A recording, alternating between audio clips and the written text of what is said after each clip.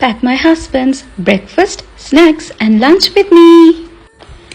breakfast එකට සුපුරුදු පරිදි ඔම්ලට් එකක් හදා ගන්නවා.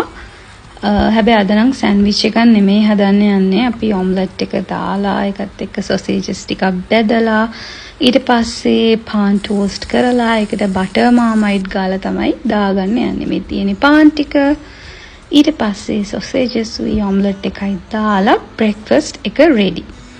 ඊට පස්සේ අපිට තියෙන්නේ mid morning snack එකට ජුජුබ්සි හාසයි ඒවා දැම්මා milk toffee එකක් chocolate එකක් සහ green tea එක.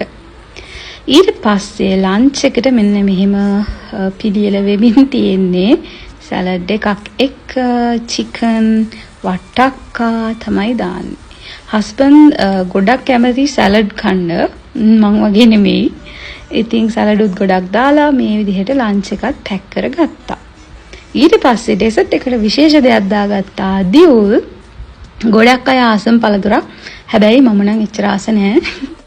ඉතින් දියුල් වලට සීනි දාලා මික්ස් කරලා කන්න අපේ තාත්තත් ඉස්සර ආසයි.